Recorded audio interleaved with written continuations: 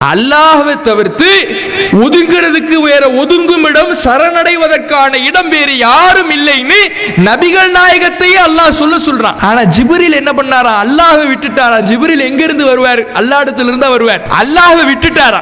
அல்லாஹ்விடத்திலிருந்து வரக்கூடிய ஜிப்ரீல் அல்லாஹ் விட்டுட்டார். ரசூலுல்லாஹ்ட்ட வந்து சொல்றாரா, என்னை எப்படியாவது காப்பாத்திடுங்க. யார்கிட்ட இருந்து காப்பாத்த சொல்றாரு அப்படின்னா, உங்க பார்வையில ஜிப்ரீல் எங்க இருந்துங்க வருவாரு? அல்லாஹ்விடத்திலிருந்து தான வருவாரு. அல்லாஹ்விடத்திலிருந்து வர ஜிப்ரீல் ரசூலுல்லாஹ்ட்ட வந்து என்ன காப்பாத்துங்கன்னு சொல்ற. யார்கிட்ட இருந்து காப்பாத்த சொல்றாரு? அல்லாஹ்ட்ட இருந்தா. இதத்தை எழுதி வச்சிருக்கீங்களா? அல்லாஹ்வுடைய நிலைக்கு அல்லாஹ்வுடைய தூதரை நபிகள் நாயகத்தை உயர்த்தியது போதாது என்று பொய்களையும் கட்டுக்கதைகளையும் நபிகள் நாயகத்தை நேசிக்கிறோம் என்கின்ற போர்வையில் எழுதியது போதாது என்று ஜிப்ரீலின் மீது பழியை போட்டு வச்சிருக்கிறாங்க. என்ன அடிமன்னு சொல்லு, அதான் எனக்கான புகழ். அல்லாஹ்வுடைய தூதர்னு சொல்லு, அதான் எனக்கான புகழ். வரம்பு மீறிடாத, அல்லாஹ்வுடைய நிலைக்கு உயர்த்திடாத, அல்லாஹ்வுடைய அதிகாரம்லாம் எனக்கு இருக்குதுன்னு பாடிடாத. நபிகள் நாயகம் சொல்லிட்டு போறாங்க. இவர்கள் மௌலிது பாடல்கள் என்கின்ற பெயரிலே நபிகள் நாயகத்தை நேசிக்கிறோம் என்கின்ற பெயரிலே அந்த தடையை மீறி, அந்த எச்சரிக்கையை மீறி நபிகள் நாயகத்தினுடைய எச்சரிக்கைக்கு எதிராக போர் பிரகடனம் செய்கின்ற வகையிலே இந்த பாடல் வரிகளை எழுதிவிட்டு நேசிக்கிறோம்னு சொன்னா அது நேசம் ஆயிடுமா? எல்லாம் வல்ல ஏக இறைவனின் அன்பும் அருளும் நம் உயிரினு மேலான நபிகள் நாயகம் ஸல்லல்லாஹு அலைஹி வஸல்லம் அவர்கள் மீதும் அவர்களது வாழ்க்கை வழிகாட்டுதல்களை தங்களால் இயன்றளவு பின்பற்றி வாழ்ந்து மரணித்த நபித்தோழர்கள் மீதும் நபித்தோழியர்கள் மீதும், குறிப்பாக இந்த நிகழ்ச்சியில் பங்கெடுத்திருக்கும் நம் அனைவர் மீதும் என்றென்றும் நின்று நிலவட்டுமாக. அன்பிற்கினிய சகோதர சகோதரிகளே, பெரியோர்களே, தாய்மார்களே, இந்த நிகழ்ச்சியில் மாநபியை நேசிப்பது எப்படி என்ற தலைப்பு வழங்கப்பட்டிருக்கிறது. இந்த தலைப்பு இந்த சூழலில் இந்த நாளில் வழங்கப்பட்டிருப்பதற்கான காரணம், நாம் தற்போது ரபியுல் அவ்வல் மாதத்தில் இருக்கின்றோம். இந்த ரபியுல் அவ்வல் மாதம் வருடந்தோறும் வந்துவிட்டால் சிலர் நாங்கள் தான் நபிகள் நாயகம் ஸல்லல்லாஹு அலைஹி வஸல்லம் அவர்களை நேசிக்க கூடியவர்கள், கண்ணியப்படுத்துபவர்கள் என்கின்ற பெயரில் மௌலிது பாடல்கள் என்ற கவிதை வரிகளை பாடலாக படித்துக்கொண்டு அதை இஸ்லாமிய அமலாக மக்கள் மத்தியிலே விளம்பரப்படுத்தி இந்த மௌலிதிலேயும் மீலாதிலேயும் பங்கெடுத்துக் கொண்டால் சுவனத்திற்கு சென்று விடலாம் என்று மார்க்கத்தின் அதிகாரத்தை தங்கள் கைகளில் ஏந்தி மார்க்கத்துக்கு முரணான பல தகவல்களை பதிய வைத்து வருகிறார்கள். உண்மையில் இந்த மௌலிது பாடல்கள்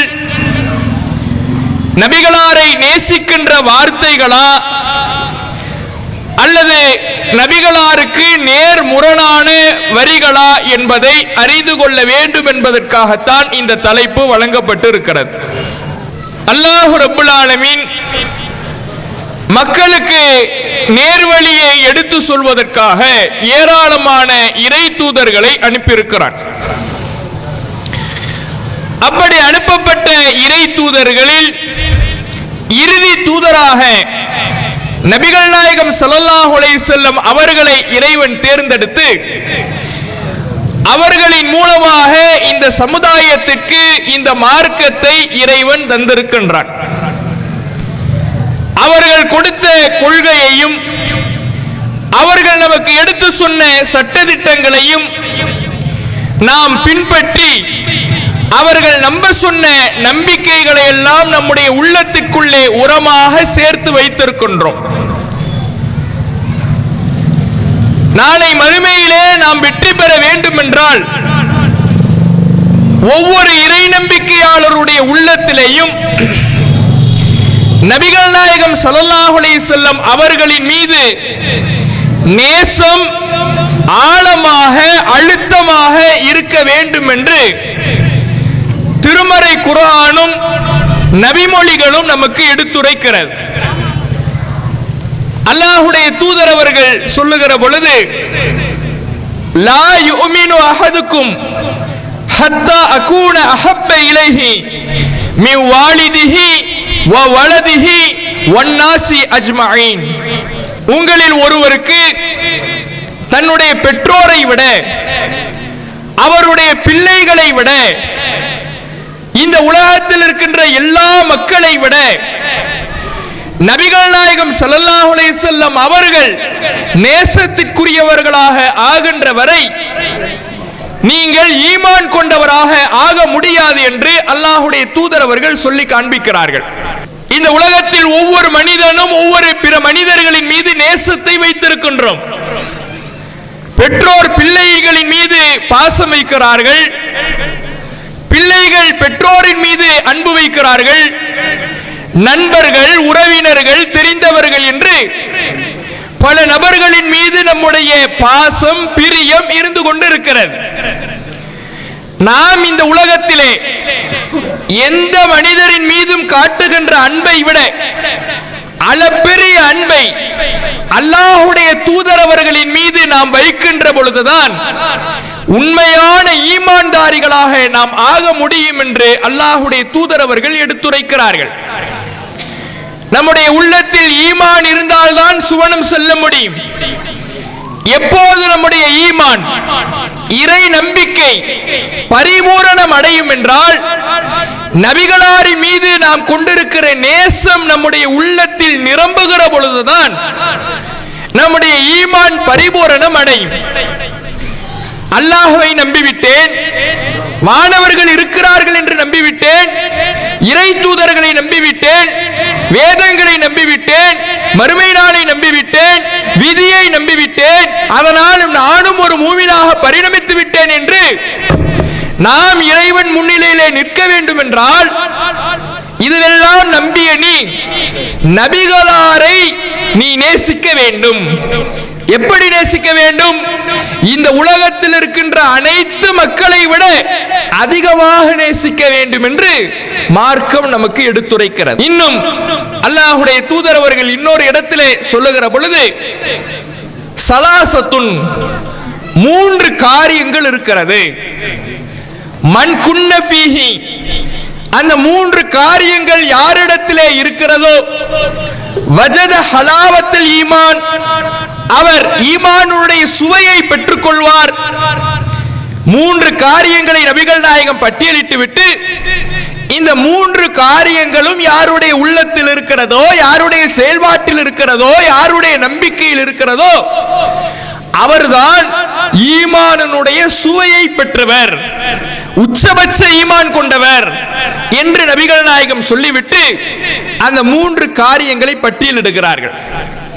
அதில் அல்லாஹ்வுடைய தூதர் அவர்கள் 3இல் ஒரு காரியமாக சொன்னது, கானல்லாஹு வ ரசூலுஹு அஹப்ப இலைஹி மிம்மா சிவாஹுமா, அல்லாஹ்வும் அல்லாஹ்வுடைய தூதரும் ஒரு மனிதனுக்கு மற்ற எல்லாவற்றையும் விட, மற்ற எல்லா மனிதர்களை விட நேசத்திற்குரியவர்களாக ஆக வேண்டும். அல்லாஹ் ரசூலு தான் முதல். பெற்றோராக இருந்தாலும் சரி, பிள்ளையா இருந்தாலும் சரி, நான் சம்பாதிக்கிற காசு பணமா இருந்தாலும் சரி, நான் கட்டிட வீடாக இருந்தாலும் சரி, உறவினர்களாக இருந்தாலும் சரி, தெரிந்தவர்களாக இருந்தாலும் சரி, தெரியாதவர்களாக இருந்தாலும் சரி, யாராக இருந்தாலும் அல்லாஹுக்கு பின்னாலதான், அல்லாஹுடைய தூதருக்கு பின்னாலதான். அல்லாஹ் ரசூல் தான் இந்த உலகத்தில் நான் நேசிப்பதற்கு முக்கியமானவர்கள், முதன்மையானவர்கள் என்பதை எந்த மனிதன் தன்னுடைய உள்ளத்தில் நிலைநிறுத்துகிறானோ அவன்தான் ஈமானின் சுவையை பெற்றவன் என்று அல்லாஹ்வுடைய தூதர் அவர்கள் சொல்லி காட்டுகிறார்கள். இன்னும் திருமறை குர்ஆன் ஹதீஸ்களிலே உறவுகளை விட நபிகள் நாயகத்தை அதிகம் நேசிக்க வேண்டும் என்று நபிகள் நாயகம் ஸல்லல்லாஹு அலைஹி வஸல்லம் அவர்கள் நமக்கு எடுத்துரைத்திருக்கிறார்கள். திருமறை குர்ஆன் உருப்படி மேலே சொல்லுகிறது, அந்நபியு அவுலா பில் முஃமினீன மின் அன்ஃபுஸிஹிம், இந்த நபி மூமின்களுக்கு அவர்களுடைய உயிரை விட முக்கியத்துக்குரியவராக இருக்க வேண்டும் என்று திருமறை குர்ஆன் பேசுகிறது. ஒரு மனிதன் தன்னுடைய பெற்றோரை விட, தன்னுடைய பிள்ளைகளை விட, தான் சம்பாதிக்கிற சொத்து பத்தை விட தனக்கு தான் அதிக முக்கியத்துவம் கொடுப்பான். பிள்ளைக்கு முக்கியத்துவம் கொடுப்பான், பெற்றோருக்கு முக்கியத்துவம் கொடுப்பான்.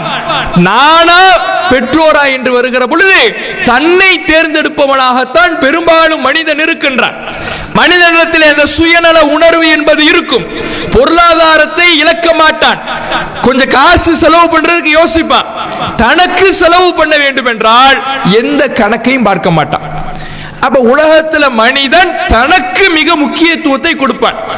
இந்த கொரோனா காலத்துல நம்ம பார்த்திருப்போம், சில செய்திகள் வந்தது. செய்தித்தாள்கள்லையும் செய்தி சேனல்கள்லையும் வந்த தகவல்களை பார்த்திருப்போம். கொரோனா வந்ததுனால கணவனை வீட்டை விட்டு வெளியே அனுப்புறா மனைவி. ஏன்? எனக்கு தொத்திக்க கூடாது அப்படின்னு. வெளிநாட்டிலிருந்து கணவன் வருகிறான். இவன் வெளிநாட்டிலிருந்து வந்தவன் கொரோனாவை தூக்கிக்கிட்டு வந்திருப்பான்னு சொல்லி வீட்டு வாசல்ல நிக்க வச்சு வெளியே அனுப்புறான். இதுவெல்லாம் நம்முடைய நாட்டில் நடந்த நிகழ்வுகள். தனக்கு ஒரு நோய் வந்து விட்டால் அந்த நோயிலிருந்து தன்னை காப்பாற்றுவதற்கு எவ்வளவு பொருளாதாரத்தை வேண்டுமானாலும் மனிதன் இழப்பான். இப்படி பொருளாதாரத்துக்கு மேலாக இந்த உலகத்தில் இருக்கின்ற உறவுகளுக்கு மேலாக ஒரு மனிதன் தனக்கு அதிக முக்கியத்துவம் குறிப்பவனாக இருப்பான். அப்படி உனக்கு நீ கொடுக்கின்ற முக்கியத்துவத்தை விட நபிகள் நாயகத்துக்கு நீ அதிக முக்கியத்துவம் கொடுக்க வேண்டும். நபிகள் நாயகத்தை நீ அதிகம் நேசிக்க வேண்டும் என்று திருமறை குர்ஆன் நமக்கு எடுத்துரைக்கிறது. அப்ப இந்த திருமறை குர்ஆன், நபிகள் நாயகம் ஸல்லல்லாஹு அலைஹி வஸல்லம் அவர்களுடைய பொன்மொழிகள், இவைகள் எல்லாம் நமக்கு சொல்லித் தருகின்ற கருத்து என்னவென்றால், நபிகள் நாயகத்தை நேசித்தால்தான் நாளை மறுமையிலே வெற்றி பெற முடியும். நபிகள் நாயகத்தின் நேசம் நம்முடைய உள்ளத்தில் குடிகொண்டால்தான் இறைவனிடத்தில் சுவனத்தில் நாம் நுழைய முடியும். இது மார்க்கம் நமக்கு சொல்லித் தருகின்ற அடிப்படையான தகவல்.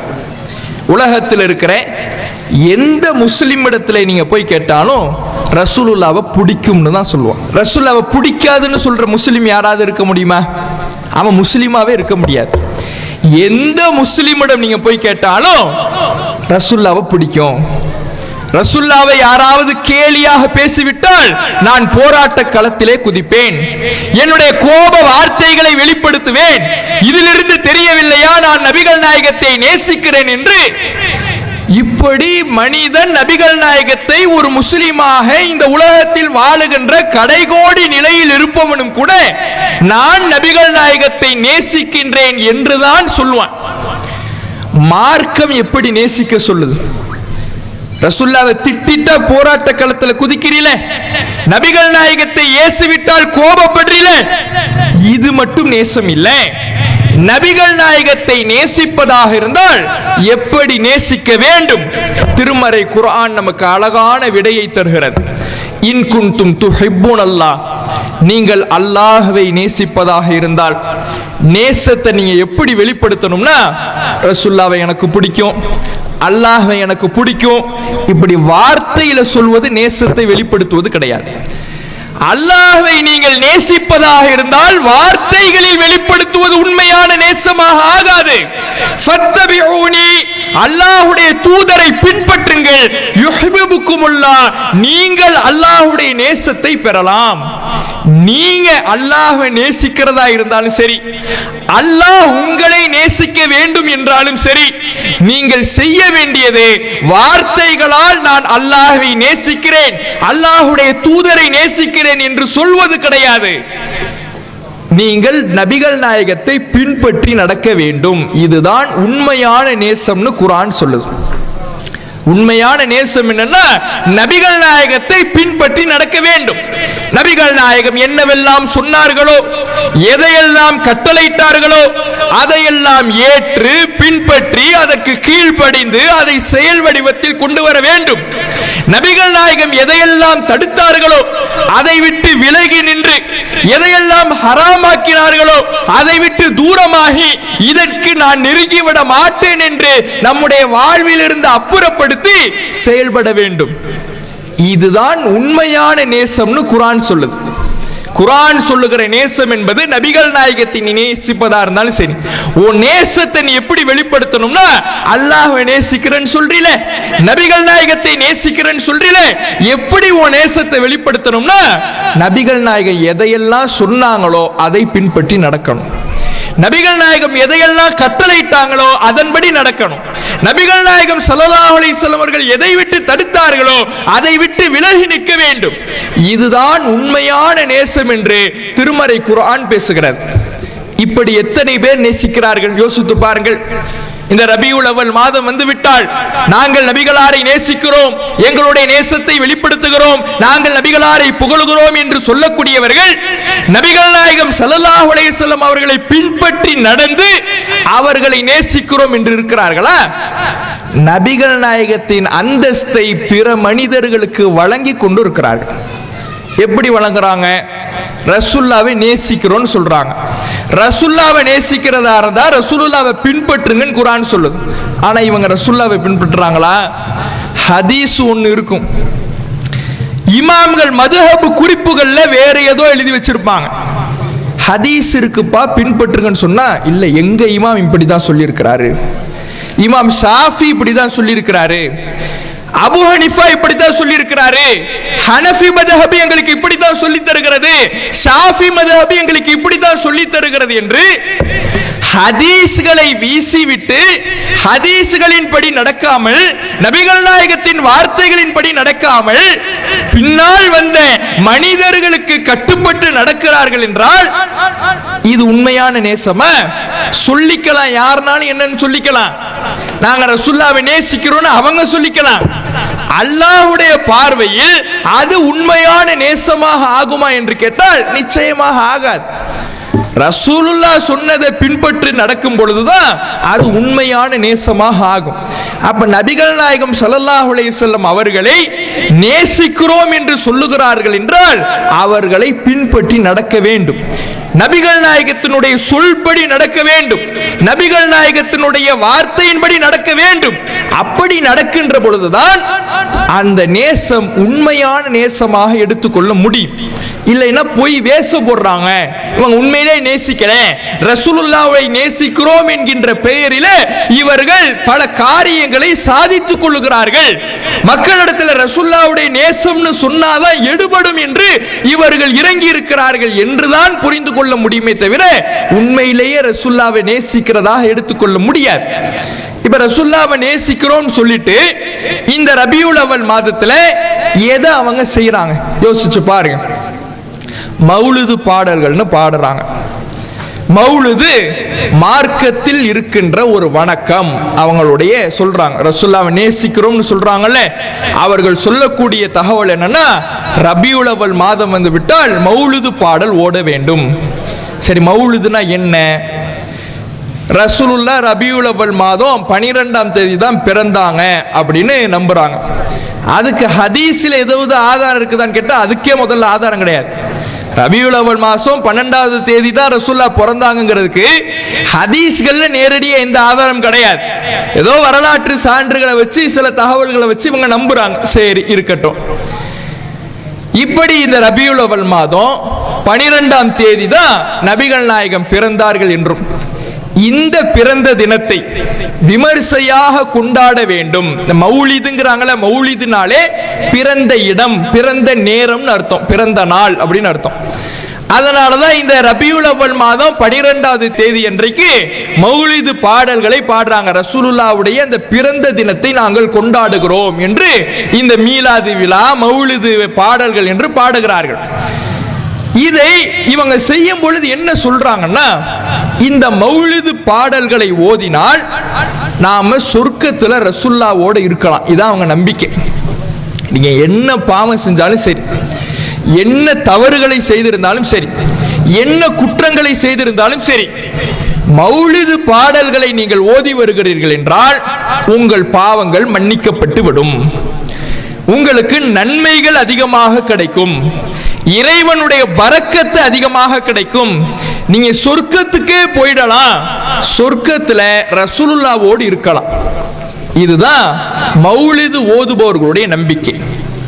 முதல்ல இது ரசூலுல்லாவை புகழுகிறோம்னு இந்த பாடலை படிக்கிறாங்கல்ல, இது ரசூலுல்லாவை உண்மையில் புகழுகிற பாடல்களா என்பதை நாம் அடுத்தது பார்ப்பதற்கு முன்னால நபிகள் நாயகம் ஸல்லல்லாஹு அலைஹி வஸல்லம் அவர்கள் இது போன்ற ஒரு வணக்கத்தை நமக்கு கற்றுத் தந்திருக்கிறார்களா என்பதை நாம பார்க்க வேண்டும்.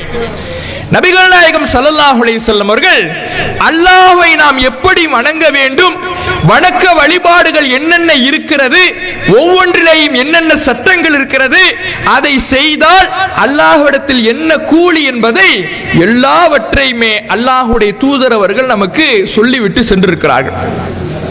தொழுகிறோம், 5 வேளை தொழுகிறோம். என்ன ஆதாரம்? குர்ஆன்ல அல்லாஹ் அகீமுஸ் ஸலா, தொழுகையை நிலைநாட்டுங்கள் என்று சொல்லுகிறான்.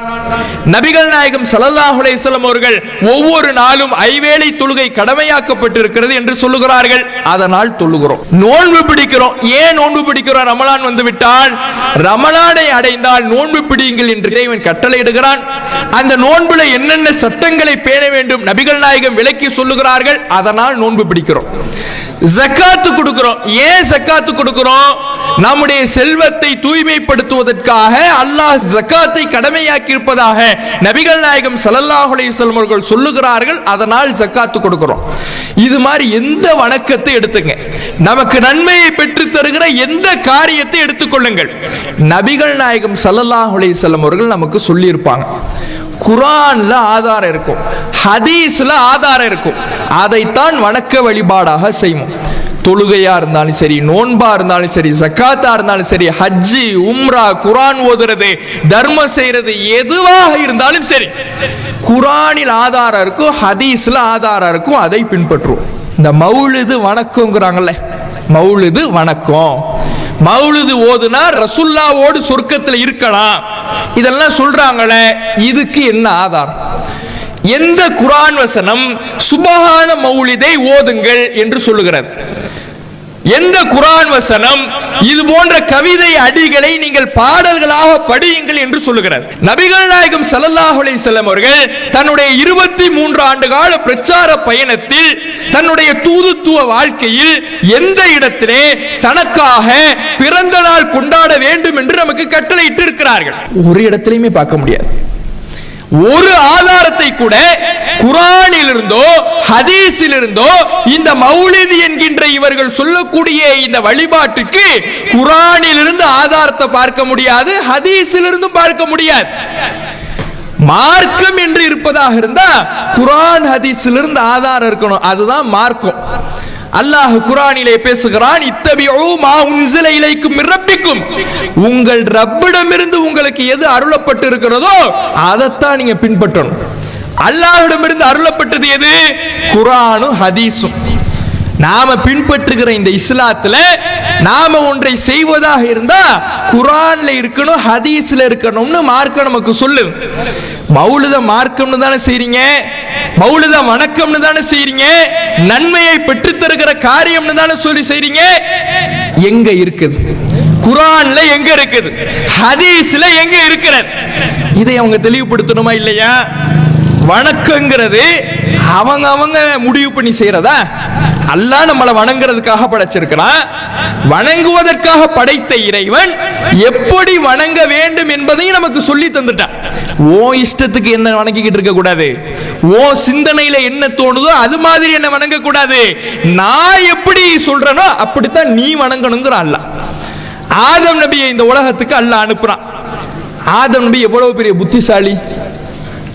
அவர்களுடைய அறிவினால், அவர்களுக்கு இறைவன் வழங்கிய ஞானத்தின் காரணமாக மலக்குமார்களையே ஆதம் நபிக்கு அல்லாஹ் பணிய சொன்னான். எவ்வளவு பெரிய அறிவாளியா இருக்கார் பார், எவ்வளவு பெரிய ஞானியாக இருக்கிறார் பார். அவர் பணி மலக்குமார்களுக்கு அல்லாஹ் கட்டளை போடுறான். அப்ப எவ்வளவு பெரிய அறிவு ஜீவியாக இருந்திருப்பாரு, சிந்தனையாளராக இருப்பாரு, புத்திசாலியா இருந்திருப்பாரு. அப்படியான ஆதம் அலைஹிஸ்ஸலாம் அவர்களை அல்லாஹ் உலகத்துக்கு அனுப்புறான். உலகத்துக்கு அனுப்பும் பொழுது என்ன சொல்லி அனுப்புனா, நீ அறிவாளியா இருக்கிற, புத்திசாலியா இருக்கிற, உலகத்துக்கு போறீல, உனக்கு எப்படி தோணுதோ அப்படி என்ன வணங்கு, அப்படி சொல்லி அனுப்பல.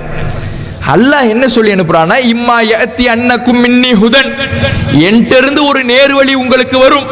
ஃபமன் தபிஅ ஹுதாய ஃபலா ஹவுஃபுன் அலைஹிம் வலா ஹும் யஹ்ஸனூன், அந்த நேர்வழியை பின்பற்றும் பொழுதுதான் மறுமையில வெற்றி பெற முடியும். ஓ இஷ்டத்துக்கு நடக்க முடியாது. அறிவாளியா இருக்கலாம், அறிவு ஜீவியாக இருக்கலாம், புத்திசாலியா இருக்கலாம், ஆனா அதெல்லாம் மார்க்கத்தில் செல்லுபடியாக வணக்கம் என்றால், வணக்க வழிபாடு என்றால் அது அல்லாஹ்விடமிருந்து அதனுடைய முறைகள் கற்றுத்தரப்பட்டிருக்க வேண்டும், அல்லாஹ்விடமிருந்து ஒப்புதல் அளிக்கப்பட்டிருக்க வேண்டும். அப்படி இந்த மௌலிது பாடல்கள் இறைவனால் கற்றுத்தரப்பட்டிருக்கிறதா? சுயமாக இந்த மார்க்கத்தில் ஒரு வணக்கத்தை நிலைநாட்டுவதற்கு ஆதம் நபிக்கு அதிகாரம் இல்லையே. இவ்வளவு ஏன்? நபி இப்ராஹிம் அலைஹிஸ்ஸலாம் அவர்கள் எவ்வளவு பெரிய இறைநேசர், அவரை போன்ற இறைநேசர் இந்த உலகத்தில் உண்டா? வத்தஹதல்லாஹு இப்ராஹிம கலீலா, அல்லாஹ் இப்ராஹிமை உற்ற தோழனாக எடுத்துக்கொண்டான் என்று திருமறை குர்ஆன் பேசுகிறதே. அத்தகைய இப்ராஹிம் நபி, இறைவனுடைய நேசத்தை பெற்ற இப்ராஹிம் நபி, இறை நேச செல்வரான இப்ராஹிம் நபி, அவர் காபாவை கட்டுறாரு. அல்லாஹ் சொல்றா காபாவை கட்டுறார். இப்ராஹிம் நபி காபாவை கட்டி முடிச்சிட்டு, காபா என்ன பள்ளிவாசல் தானே, பள்ளிவாசலை எதுக்கு கட்டுவாங்க? வணங்குறதுக்கு தான் கட்டுவாங்க. பள்ளிவாசலை கட்டி முடிச்சிட்டு அல்லாஹ்ட்ட கையேந்துறார். என்ன கையேந்துறாரு? அரினா மனாசிக்கனா, இறைவா நீ சொன்ன மாதிரி இந்த காபாவை, இந்த பள்ளிவாசலை கட்டி முடித்து விட்டேன், இதுல எப்படி வணங்குறது? வணக்க வழிபாட்டு முறைகளை, வணக்க முறைகளை எனக்கு நீ கற்றுத்தா. இப்ராஹிம் நபி அல்லாஹ்விடத்தில் கேட்கிறார். இறைநேச செல்வர் தானே, பள்ளிவாசலை கட்டி முடிச்ச உடனே அவருக்கு எப்படி அல்லாஹ்வை வணங்க வேண்டும் என்றெல்லாம் தோன்றுகிறதோ அப்படியெல்லாம் வணங்க முடிஞ்சுச்சா? அந்த அதிகாரம் உங்களுக்கு கிடையாது. எவ்வளவு பெரிய இறை நேசரா இருந்தாலும் சரி, எவ்வளவு பெரிய அறிவாளியா இருந்தாலும் சரி, எவ்வளவு பெரிய புத்திசாலியாக இருந்தாலும் சரி, அல்லாஹ்வை வணங்குகிற முறைகளை உருவாக்குகிற அதிகாரம் எந்த மனிதனுக்கும் கிடையாது என்பதை இப்ராஹிம் நபியினுடைய வரலாறின் மூலம் அல்லாஹ் நமக்கு பாடம் நடத்துகிறான். அப்ப இப்ராஹிம் நபிக்கு அதிகாரம் இல்ல, ஆதம் நபிக்கு அதிகாரம் இல்ல, எந்த நபிமார்களுக்கும் அதிகாரம் இல்ல. அவர்களே இந்த மார்க்கத்தில் ஒரு இல்லாத ஒரு வணக்கத்தை, அல்லாஹ் சொல்லித்தராத ஒரு வணக்கத்தை உருவாக்க முடியாதுங்கும் பொழுது இந்த மௌலிதை உருவாக்குனது யாரு? இந்த மௌலிதை உருவாக்குகிற அதிகாரத்தை கொடுத்தது யாரு? ஆதாரம் இருக்குதா? குர்ஆன்ல இருக்குதா? ஹதீஸ்ல இருக்குதா? இல்ல. அப்ப யாரு உருவாக்குனது? யாருன்னே எங்களுக்கும் தெரியல. அது அவங்க சொல்றது. நம்ம யாருன்னு தெரியலன்னு சொல்றதுல நியாயம் இருக்கு. ஏன்னா நம்ம மௌலிது ஓதுறது கிடையாது. மௌலிது ஓதுறவங்க என்ன சொல்றாங்கன்னா, எங்களுக்கு யாரு எழுதுனாங்கன்னே தெரியலங்க அப்படிங்கிறாங்க. அவங்க சுந்தர தமிழில் சுபஹான மௌலிதுன்னு மௌலித தமிழ்ல ஒரு புத்தகமா போட்டிருக்கிறாங்க. அதனுடைய முன்னுரையில எழுதுறாங்க, இந்த மௌலிது புத்தகத்தை யார் எழுதினார் என்று உறுதியான குறிப்பு எதுவும் கிடைக்கவில்லை. கஸ்ஸாலி கல்வி கடலாம் கஸ்ஸாலி எழுதினார் என்று ஒரு குறிப்பு சொல்லுகிறது. இல்லை இல்லை இல்லை, ஹத்தீப் என்பவர் எழுதினார் என்று வேறொரு குறிப்பு சொல்லுகிறது. யார் எழுதினான்னு தெரியல. அட்ரஸ் இல்லாத புத்தகம், அட்ரஸ் இல்லாம யாரு எழுதினாங்கிறது தெரியாத ஒரு புத்தகம் தான் இந்த மௌலிது புத்தகம். சரி, யார் எழுதினான்னு இருக்கட்டும், நீங்க உங்க கருத்துப்படி கஸ்ஸாலி எழுதினார்னு வச்சுங்க, அல்லது ஹத்தீப் எழுதினார்னு வச்சுங்க. உங்களுக்கே சந்தேகம் யாருன்னு தெரியலன்னு சொல்லிட்டீங்க. சரி, ஏதாவது ஒரு கருத்தை வச்சுங்க. அவர் சொன்னதுனால மார்க்கம் ஆயிடுமா? அவர் சொன்னதுனால அது இஸ்லாமாகி விடுமா? நன்மையை பெற்று தந்து விடுமா? வணக்கத்தின் அங்கீகாரத்தை பெற்று விடுமா? இப்ராஹிம் நபிக்கு அந்த அதிகாரம் இல்லைன்னு அல்லாஹ் சொல்லிட்ட பிறகு இவங்கெல்லாம் யாரு? இவர்கள் எழுதிவிட்டால் அது இஸ்லாமாக ஆகிவிடுமா? யோசித்து பாருங்கள். ஒன்றை புரிந்து கொள்ள வேண்டும். எந்த ஒரு நபிமார்கள் இந்த உலகத்திற்கு வந்து சென்ற பிறகு, அவர்கள் இறந்த பிறகு, அவர்களை நேசிக்கிறோம் என்கின்ற பெயரில் வரம்பு மீறி சென்றவர்கள் தான் வழிகேட்டிற்கு போயிருக்கிறாங்க. வரலாற புரட்டி பாருங்க. ரசூலுல்லா வாழ்ந்த சமுதாயத்தை எடுத்து பாருங்க. ரசூலுல்லா இறை தூதராக நியமிக்கப்படுவதற்கு முன்புள்ள சமுதாயம். அந்த சமுதாயம் இப்ராஹிம் நபியை போற்றியது, புகழ்ந்தது. இப்ராஹிம் நபியினுடைய மார்க்கத்தில் தான் நாங்கள் இருக்கிறோம் என்று தங்களை பிரகடனப்படுத்திக் கொண்டது. நாங்கள் இப்ராஹிமினுடைய மார்க்கத்தில் இருக்கிறோம் என்று. இப்ராஹிம் நபியை நேசிச்சாங்க, இப்ராஹிம் நபியை பிடிக்கும்னு சொன்னாங்க, இப்ராஹிம் நபியை நாங்க நேசிக்கிறோம் என்று சொன்னார்கள். ஆனா வரம்பு மீறி என்ன செஞ்சாங்க? நேசம்ங்கிற பேர்ல சிலை வணக்கத்துக்கு எதிராக இருந்த இப்ராஹிம் நபிக்கு காபாவுக்குள்ள சிலையை வச்சு வணங்கினான். எந்த பெயர்ல உருவானுச்சு வழிகேடு? நேசத்தின் பெயரால தான். மார்க்கம் சொன்ன அடிப்படையில் நேசிக்காம பின்பற்றுவதுதான் நேசத்தின் வெளிப்பாடு என்று மார்க்கம் சொல்லுகிற எல்லைக்குள்ளே நிற்காம வரம்பு மீறி செல்லுகிற பொழுது அந்த நபிமார்களையே இறைவன் நிலைக்கு உயர்த்தியவர்கள் தான் வழிகேட்டுக்கு போனாங்க. இப்படித்தான் நபிகள் நாயகத்துக்கு முந்தைய சமுதாயம் இருந்துச்சு. இப்ராஹிம் நபியை கடவுள் நிலைக்கு உயர்த்தி, ஈசா நபி இருக்கிற வரையும் ஈசா நபியை நபின்னு சொல்லிக்கிட்டு இருந்தாங்க. ஈசா நபி அல்லாஹ் உயர்த்திக்கிட்டதுக்கு அப்புறம் ஈசபுனுல்லா, ஈசா அல்லாவுடைய மகன் அப்படின்ட்டாங்க. ஏன் ஈசா நபியை பிடிக்காம சொன்னாங்களா? நேசிக்கிறோம், ஈசா நபி எங்களுக்கு ரொம்ப பிடிக்கும், ஈசா நபியை நாங்கள் நேசிக்கிறோம் என்று சொல்லிக் கொண்டுதான் ஈசா நபிக்கு எதிரான கொள்கையை முழங்கினார்கள். அந்த வரிசையில தான் ரசூலுல்லா இப்ப இல்ல, ரசூலுல்லா மௌத்தாயிட்டாங்க. ரசூலுல்லாவுக்கு பிறகு வந்திருக்கிற இந்த கூட்டம் ரசூலுல்லாவை நேசிக்கிறோம் நேசிக்கிறோம் என்று சொல்லிக்கொண்டு வரம்பு மீறி இந்த கவிதை பாடல்களின் மூலமாக நபிகள் நாயகத்தை இறைவனுடைய நிலைக்கு உயர்த்தி புகழுகிற பாடல்கள் தான் இந்த மௌலிது பாடல்கள்ல நிறைஞ்சிருக்குது. அப்ப வணக்கங்கிறத அல்லாஹ் சொல்லி தரணும், அல்லாஹ் சொல்லி தரல மௌலித. அப்ப மௌலிதை அல்லாஹ் சொல்லி தரலங்கும் பொழுது இது வணக்கமாக ஆகாது. இது அடிப்படையாக புரிந்து கொள்ள வேண்டிய விஷயம். இரண்டாவது, இந்த மௌலிது என்பது ஒரு கவிதை புக்கு தான், அரபில் எழுதப்பட்ட ஒரு கவிதை புத்தகம். கவிதையை பத்தி மார்க்கம் என்ன சொல்லுது? வமா அல்லம்னாஹு ஷிஅர வமா யன்பகி லஹு. இந்த கவிதையை இந்த நபிக்கு நாம கற்றுக் கொடுக்கல, இவருக்கு கவிதை எல்லாம் தெரியாது, அவருக்கு அது தேவையும் இல்லைங்குது. கவிதையை வணக்கம்னு இன்னைக்கு சொல்லிக்கிட்டு இருக்கிறாங்க. ஒரு கவிதை புத்தகத்தை எடுத்துட்டு, மௌலிது புத்தகத்தை எடுத்துட்டு, அது ஒரு கவிதை, அரபு கவிதை. அந்த கவிதை புத்தகத்தை வணக்கம், இதை ஓதுனா நன்மை, இதை ஓதுனா பரக்கத்து, இதை ஓதுனா மன்னிப்பு, இதை ஓதுனா சொர்க்கம்னு சொல்லிக்கிட்டு இருக்கிறாங்க. ஆனா அல்லாஹ் கவிதையை பத்தி என்ன சொல்றான்னா, கவிதை இந்த நபிக்கு தேவையில்லாததுப்பா, இந்த நபிக்கு தேவையானது இறை செய்தி தான். இறை செய்தி உங்களுக்கு சொல்றது தான் இந்த நபியினுடைய வேலை. இவருக்கு கவிதை தேவை இல்லைங்குது. நபிக்கு தேவையில்லாத ஒன்றை அல்லாஹ் வணக்கமாக்குவானா? நபிக்கு எதை தேவையில்லை என்று இறைவன் சொல்லுகிறானோ அதை வணக்கமாக, நன்மையாக, மன்னிப்பை பெற்று தருகிற காரியமா அல்லாஹ் ஆக்குவானா? ஆக்க மாட்டான். அப்ப சுபஹான மௌலிதுங்கிறது ஒருபோது அது வணக்கமா ஆகாது. இன்னும் அல்லாஹ் கவிதையை பற்றி சொல்லும் பொழுது கவிஞர்களை வீணர்கள் தான் பின்பற்றுவார்கள்.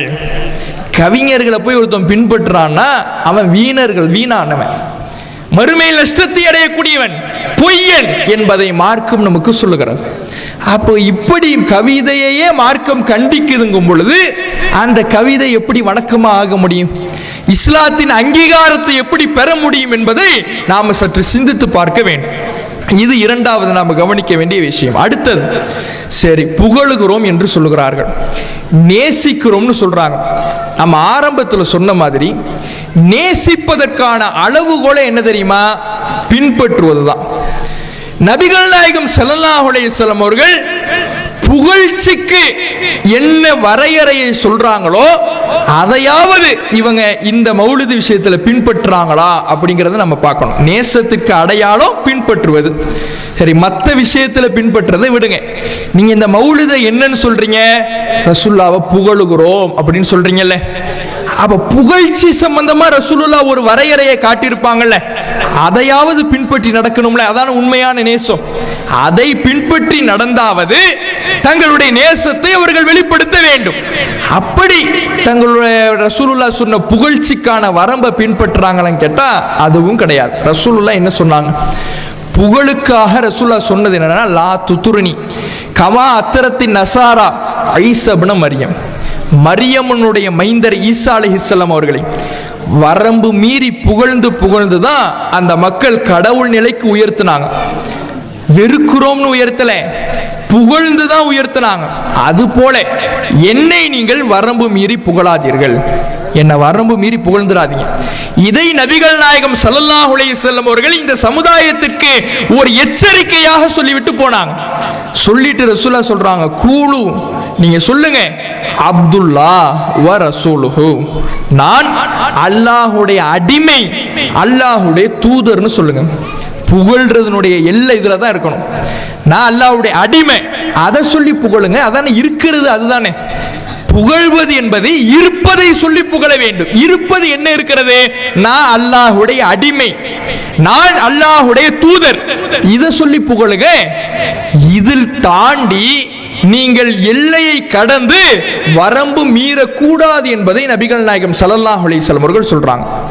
அப்ப புகழ்கிறோம்னு சொல்றவங்க அந்த புகழ் விஷயத்துல ரசூலுல்லாஹ் எதை சொல்லி தந்திருக்கிறாங்களோ அதையாவது பின்பற்றணும்ல. உண்மையா நேசிக்கிறதா இருந்தா இந்த மௌலிது விஷயத்துல அதையும் பின்பற்றல.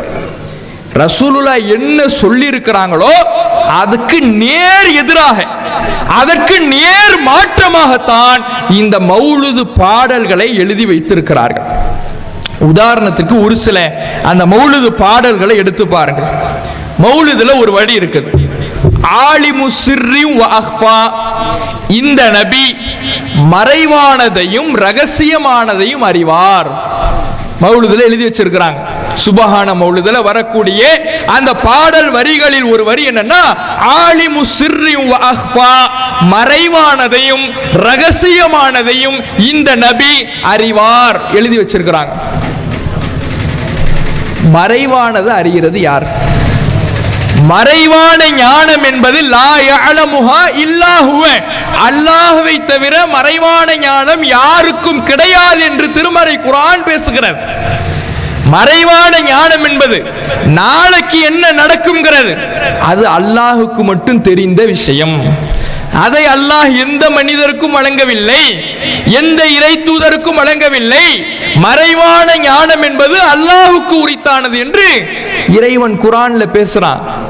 ஆனா இவங்க என்ன மௌலிதுல எழுதி வச்சிருக்கிறாங்கன்னா, அல்லாஹ் எப்படி மறைவானது அறிகிறானோ அது மாதிரி நபிகள் நாயகமும் மறைவானது அறிவாங்க.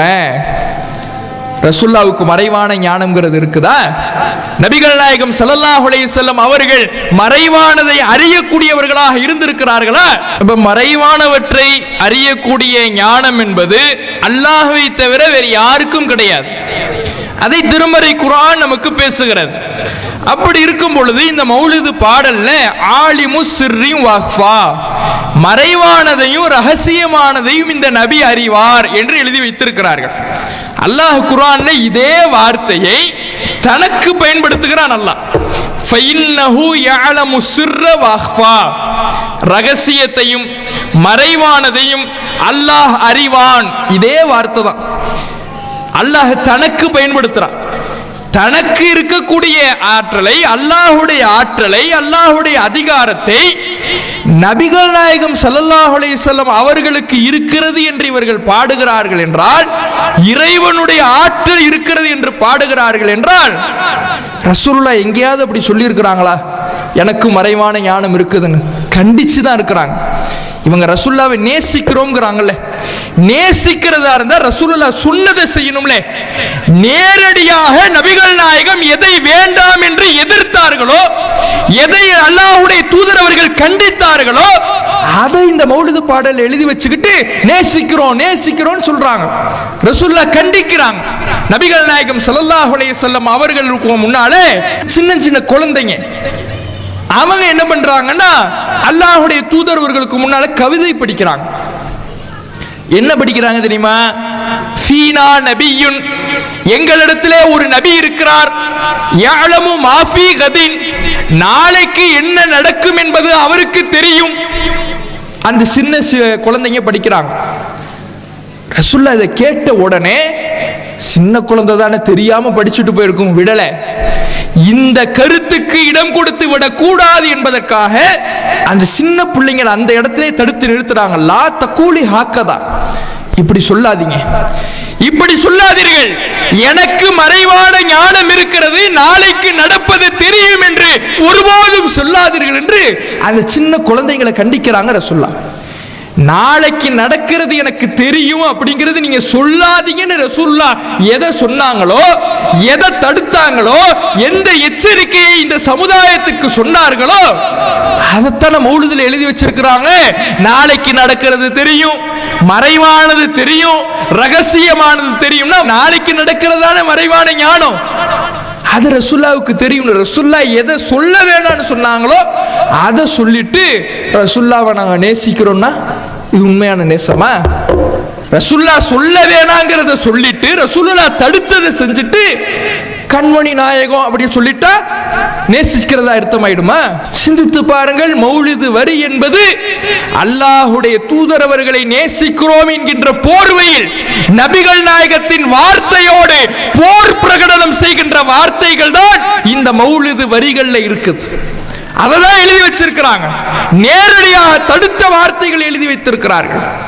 இன்னும் பாருங்க, இந்த மௌலிது புத்தகத்துல ஜிப்ரீல் மௌலிதுன்னு ஒண்ணு உண்டு. அதுல எழுதி வச்சிருக்கிறாங்க.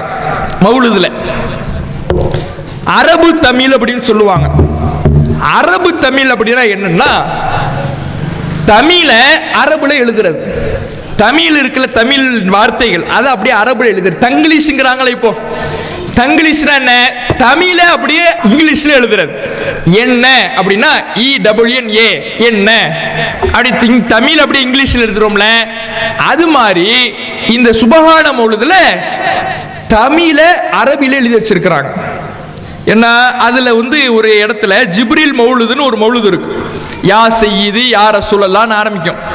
அந்த இதுல தமிழ் அரபு தமிழ்ல என்ன எழுதி இருக்கிறாங்கன்னா, இந்த பைத்து சொன்னவர்கள், இந்த பைத்து, பைத்துனா கவிதைன்னு அர்த்தம், கவிதை அடிகள் அர்த்தம்.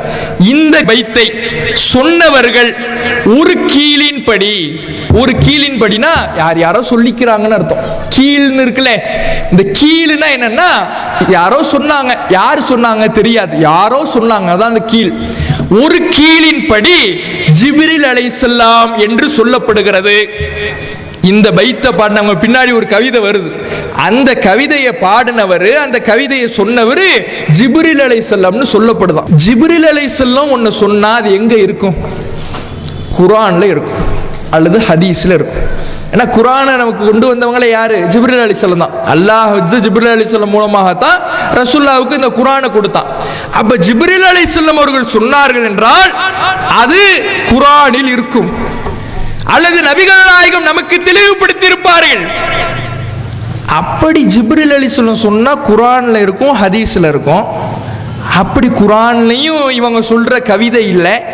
ஜிப்ரீல் அலைஹிஸ்ஸலாம் வந்து ஒரு கவிதை பாடுனாங்கன்னு குர்ஆன்ல இல்லை, ஹதீஸ்ல இல்லை. ஆனா இவங்க என்ன பண்றாங்க? மௌலிதுல எழுதி வச்சிருக்காங்க. என்ன எழுதி வச்சிருக்காங்கன்னா, ஜிப்ரீல் அலைஹிஸ்ஸலாம் பாடினாரா ரசூலுல்லாஹ் பார்த்து, யா சய்யிதி என்னுடைய தலைவரே, யா ரசூலல்லாஹ் அல்லாஹ்வுடைய தூதரே, ஹுல் பியதி என் கையை பிடிச்சுக்கோங்க, மாலி சிவாக்க வலா அல்வி இலா அஹத் உங்களை தவிர ஒதுங்கிறதுக்கு சரணடைகிறதுக்கு வேற யாரும் எனக்கு இல்லை எழுதி வச்சிருக்கிறாங்க. ஜிப்ரீல் அலைஹிஸ்ஸலாம் ரசூலுல்லாஹ்ட்ட சொன்னாங்களாம், என் தலைவரே அல்லாஹ்வுடைய தூதரே என் கையை பிடிச்சு கூட்டிட்டு போயிடுங்க, என்னை காப்பாத்திடுங்க, நான் சரணடைகிறதுக்கு உங்களை விட்டா ஆள் இல்லை.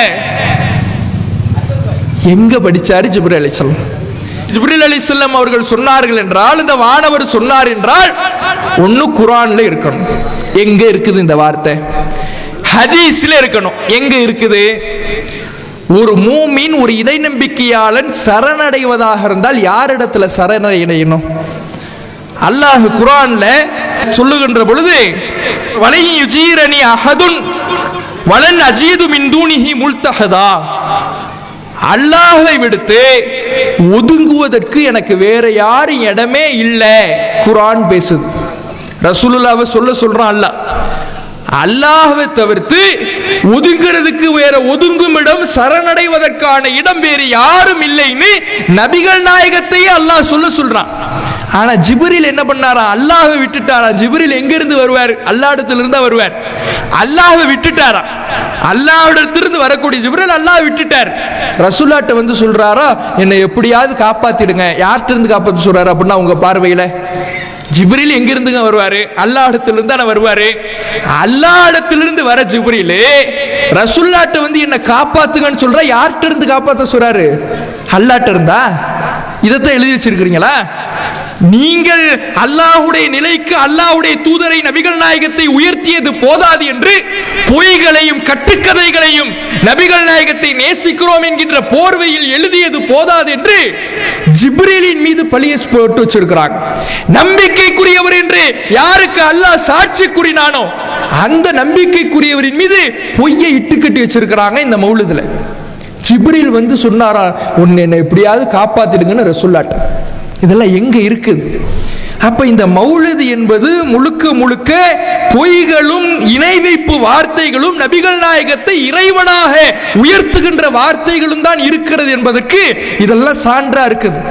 இவங்க புகழுகிறோம்னு சொல்றாங்களே, இதில் கூட ரசூலுல்லாஹ்வுடைய வார்த்தையை நபிகள் நாயகத்தின் எச்சரிக்கையின்படி இவங்க நடக்கல, வரம்பு மீறி தான் இவங்க புகழ்ந்திருக்கிறாங்கிறதுக்கு தான் இவ்வளவு சான்ற நாம சொல்றோம். அதே மாதிரி ஒரு பாடல்ல இவங்க படிக்கிறாங்க. என்ன பாடல்னா யா நபி பாடல்னு ஒரு பாடல் இருக்கு. இந்த யா நபி பாடல் பாடும் பொழுது எழுந்திருச்சு நின்னுடுவாங்க. இந்த யா நபின்னு ஒரு பாடல் இருக்குல்ல, அதை பாடும்போது எழுந்திருச்சு நின்னுடுவாங்க. ஏன்னா ரசூலுல்லாஹ் வந்துடுவாங்களாம். யா நபின்னு ஒரு பாடல் இருக்கு, அந்த பாடல் முழுமையா போகும். அந்த பாடலை பாடும் பொழுது உட்கார்ந்துகிட்ட மௌலிது பாடுறவங்க இந்த பாடல் வரும் பொழுது மட்டும் எழுந்திருச்சு நின்றுடுவாங்க. ஏன்னா அந்த சபைக்கு ரசூலுல்லாஹ் வருவாங்களாம். எவ்வளவு பெரிய இணை வைத்தல்! நபிகள் நாயகம் ஸல்லல்லாஹு அலைஹி வஸல்லம் அவர்கள் மௌத்தாகி விட்டார்கள் என்று குர்ஆன் பேசுகிறது. இன்னக மையத்து நபியே, நீங்கள் மரணிக்க கூடியவர்தான். மரணித்த நபிகள் நாயகம் ஸல்லல்லாஹு அலைஹி வஸல்லம் அவர்கள் இந்த சபைக்கு வந்து ஆஜராவாங்க, படிக்கிறாங்க. நம்மளோட மௌலிது விவாதம் ஒன்று, மௌலிது சம்பந்தம் விவாதம் ஒன்று நடத்துனாங்க திருநெல்வேலியில் வச்சு. மௌலிது விவாதம் முடிஞ்ச உடனே ரசூலுல்லாஹ் வந்து எங்களுக்கு ஆஜராவான்னு சொல்லி எல்லாரும் எழுந்திருச்சு நின்று பாட ஆரம்பிச்சிட்டாங்க. விவாதம் பண்ணி நீ இது வணக்கமா இல்லையா நிரூபின்னு சொன்னா என்ன பண்ற? அதுல விவாதத்துல உன்னதையும் காணும், உன்னதையும் சொல்ல காணும், அதை நிரூபிக்க காணும். ஆதாரம் இருந்தா தான் நிரூபிப்பாங்க, அதை நிரூபிக்கல. விட்டு விவாதம் முடிஞ்ச உடனே நமக்கு வெறுப்பேத்துறாங்களா. எங்களை வெறுப்பேத்தி நீ என்ன பண்ண போற? நரகத்துக்கு போற வார்த்தைன்னு சொல்லிட்டோம், இதுக்கப்புறம் நாங்க என்னத்தை வெறுப்படைய போறோம்? அப்ப இப்படி வந்து இவங்க என்ன பண்ணாங்க, எழுந்திருச்சு நின்று ஓதுவாங்க.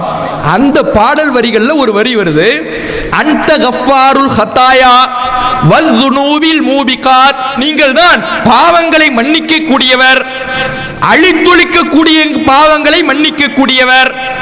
அந்த பாடல்ல எழுதி வச்சிருக்காங்க. ரசூலுல்லாஹ் பார்த்து என்ன பண்றாங்கன்னா, நீங்க தான் பாவங்களை மன்னிக்கிறவர், அழித்தொழிக்கிற பெரும் பெரும் பாவங்களா இருந்தாலும் மன்னிச்சிடுங்க நபியே கேக்குறாங்க. பாவங்களை மன்னிக்கிற அதிகாரம் யாருக்கு இருக்குது? அல்லாஹ்வை தவிர பாவங்களை மன்னிக்க கூடியவன் யார் என்று திருமறை குர்ஆன் கேக்கு. பாவங்களை யாரு மன்னிக்க முடியும்? நான் தான் மன்னிப்பேன், என்னை தவிர பாவங்களை மன்னிக்க கூடியவர் யாரும் இல்லைன்னு குர்ஆன் சொல்லுது. ஆனா இந்த மௌலிது குர்ஆனுக்கு நேர் எதிராக ரசூலுல்லாஹ் பாவங்களை மன்னிப்பாங்க எழுதி வச்சிருக்கிறாங்க. அது பெரும் பெரும் பாவங்களை நபிகள் நாயகம் மன்னிப்பாங்க அப்படி எழுதி வச்சிருக்கிறாங்க. இன்னும் அந்த பாடல்கள்ல அப்படியே வந்துகிட்டு இருந்தோம்னா, கஃபிரு அன்னி துனூபி, என் பாவங்களை என்னை விட்டு மன்னித்து விடுங்கள், வஅஃபுலி அன் ஸய்யாத்தி, என்னுடைய தவறுகளை பொறுத்துக் கொள்ளுங்கள். இதெல்லாம் யார்கிட்ட கேட்கிறாங்க? ரசூலுல்லாஹ்ட்ட. இன்னும் பார்த்தீங்கன்னா இன்ன பைத்தன் அந்த சாக்கினுஹுன்னு ஒரு பாடல் இருக்கு. இன்ன பைத்தன் அந்த சாக்கினுஹு அப்படின்னு வரும். அந்த பாடல் வரியில பார்த்தீங்கன்னா ஒரு வரி, லம்பனா மாஹி, எங்களுடைய பாவங்களை மன்னிக்க கூடியவரே. யாரை அழைக்கிறாங்கன்னா ரசூலுல்லாஹ்வை அழைக்கிறாங்க. இப்படி ரசூலுல்லாஹ்வை அழைத்து பாவங்களுக்கு மன்னிப்பு யார் கேட்கிறாங்கன்னா ரசூலுல்லாஹ்ட்ட கேட்கிறாங்க. அல்லாஹ்விடத்துல கையேந்துட்டு குர்ஆன் சொல்லுது. அல்லாஹ்வை தவிர பாவங்களை யாரும் மன்னிக்க முடியாதுன்னு குர்ஆன் சொல்லுது. ரசூலுல்லாஹ் தான் பாவத்தை மன்னிக்கணும், ரசூலுல்லாஹ் தான் பாவங்களை மன்னிக்க கூடியவர், எங்களுடைய பாவங்களை மன்னிச்சிருங்க. இதெல்லாம் தாண்டி கூப்பிடுறாங்க எல்லாரையும் மௌலிதுல. யாமன் தமாதா வஜ்தரம், பாவம் செஞ்சவனே, குற்றம் செஞ்சவனே, தூபு, நீ தௌபா கேளு, வாழ்த்தரிஃப், உன் பாவத்தை ஒத்துக்க, வர்ஜுல் கரம், அருட்கொடையை எதிர்பாரு, வலுல், சரணடைந்து விடு. யார்கிட்ட? நாம அல்லாஹ்ட்ட நினைப்போம். ஆனா இவங்க என்ன எழுதி வச்சிருக்காங்கன்னா, பிமன் ஹல்லல் ஹரம், மதீனாவில் யார் அடங்கி இருக்கிறார்களோ அந்த நபியிடத்தில், மதீனாவில் அடங்கி இருக்கிற நபியிடத்துல நீ தௌபா கேளு, உன் பாவத்தை ஒத்துக்க, அருட்கொடையை எதிர்பாரு, சரணடைந்து விடு. கூப்பிடுறாங்க எல்லாத்தையும் மௌலிதுல. அப்ப எவ்வளவு பெரிய இணை வைப்பு வரி. அல்லாஹ் சொல்றான் நான் தான் பாவத்தை மன்னிப்பேன், என்கிட்ட இருக்கு அந்த அதிகாரங்கிறான். எந்த அளவுக்கு அல்லாஹ் சொல்றான்னா, எந்த மனுஷனும் பாவம் செய்யலன்னு வைங்களேன், அழிச்சிடுவேன் எல்லாத்தையும். பாவம் செய்யற ஒரு கூட்டத்தை கொண்டு வந்து அந்த கூட்டத்துக்கு நான் மன்னிப்பு வழங்குவேங்கிறான். அப்ப எவ்வளவு அல்லாஹ்வுக்கு விருப்பமான, அல்லாஹ்வுக்கு ரொம்ப பிரியமான அதிகாரம் என்பது பாவத்தை மன்னிக்கிற அதிகாரம். அந்த அதிகாரம் ரசூலுல்லாஹ்வுக்கு இருக்குதுன்னு பாடுறாங்கன்னா இது நபி நேசமா? ரசூலுல்லாஹ்வை வரம்பு மீறி புகழ்ந்து விட்டு நபிகள் நாயகத்தை நேசிக்கிறோம் என்று சொல்ல முடியுமா? வரம்பு மீறுதல் என்பது, நீங்கள் உச்சிக்கு நபிகள் நாயகத்தை இறைவனுடைய நிலைக்கு கொண்டு சென்றீர்கள் என்றால் அது ஒருபோதும் புகழ்ச்சியாக ஆகாது. வரம்பு மீறுவதாகத்தான் பார்க்கப்படும், இணை வைத்தலாகத்தான் பார்க்கப்படும். உழு இருக்குங்க, உழு செய்யறோம்ல, உழு செய்யறதுல கையே கழுவுறோம், முகத்தை கழுவுறோம். அதிகபட்சம் எவ்வளவு கழுவணும்? 3 தடவை கழுவணும். முகத்தை கழுவுறோம் 3 தடவை கழுவணும். 4வது தடவை கழுவுனா என்ன அழுக்காக போதா? கேட்க முடியுமா? 5வது தடவை கழுவுனா அழுக்காக போகுதா? கேட்க முடியுமா? ரசூல்லா ஒரு வரையறையை, ஒரு எல்லையை போட்டுட்டாங்கன்னா அதுல தான் நிக்கணும். 3னா 3 தான். 3க்கு மேல நீ தாண்டின, நீ வரம்பு மீறியவங்கிறாங்க ரசூல்லா. புழுவுல எப்படி ஒரு வரையறையை போட்டிருக்கிறாங்களோ, புகழ்ச்சியில ஒரு வரையறையை போட்டிருக்கிறாங்க. என்ன அடிமன்னு சொல்லு, அதான் எனக்கான புகழ். அல்லாஹ்வுடைய தூதர்னு சொல்லு, அதான் எனக்கான புகழ். வரம்பு மீறிடாத, அல்லாஹ்வுடைய நிலைக்கு உயர்த்திடாத, அல்லாஹ்வுடைய அதிகாரம்லாம் எனக்கு இருக்குதுன்னு பாடிடாத. நபிகள் நாயகம் சொல்லிட்டு போறாங்க, இவர்கள் மௌலிது பாடல்கள் என்கின்ற பெயரிலே, நபிகள் நாயகத்தை நேசிக்கிறோம் என்கின்ற பெயரிலே அந்த தடையை மீறி, அந்த எச்சரிக்கையை மீறி, நபிகள் நாயகத்தினுடைய எச்சரிக்கைக்கு எதிராக போர் பிரகடனம் செய்கின்ற வகையிலே இந்த பாடல் வரிகளை எழுதிவிட்டு நேசிக்கிறோம்னு சொன்னா அது நேசம் ஆயிடுமா? யோசித்து பாருங்கள்.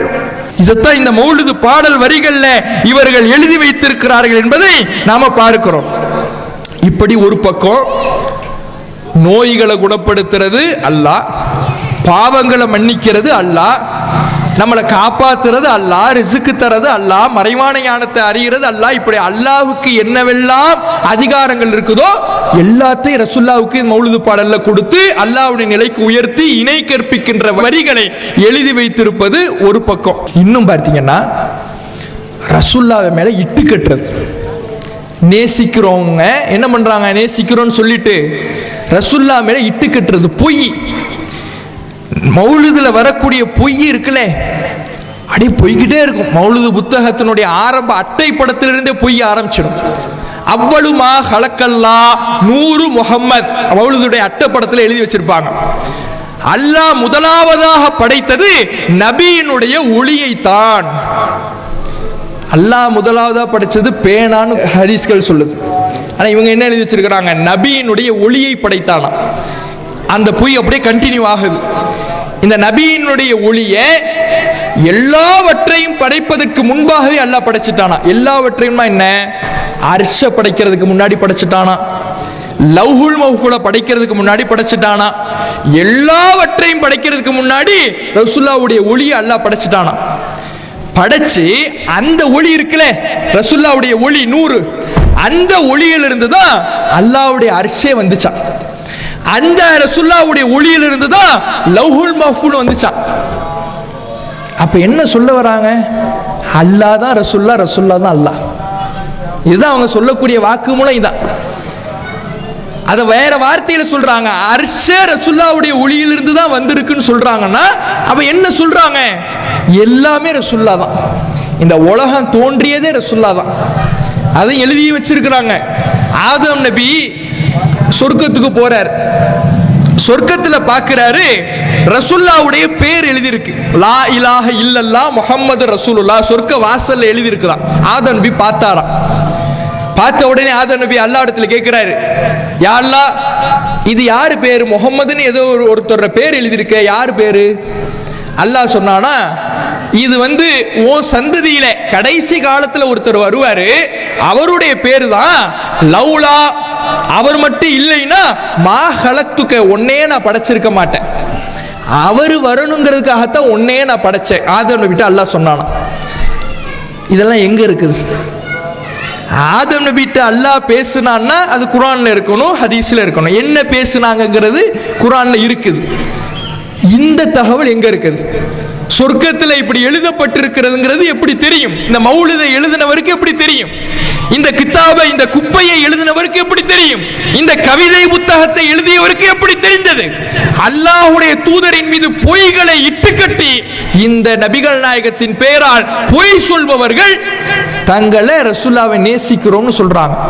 இன்னும் எப்படி இந்த கடை அப்படி நீளுதுன்னா, ரசூலுல்லாவுடைய ஒளி அல்லாஹ் படைச்சிட்டானா, ஆதம் பாவம் செஞ்ச மரத்தை நெருங்கினாங்கல்ல, மரத்தை நெருங்கின உடனே அல்லாஹ்விட்ட பாவ மன்னிப்பு கேட்கின்றாங்க.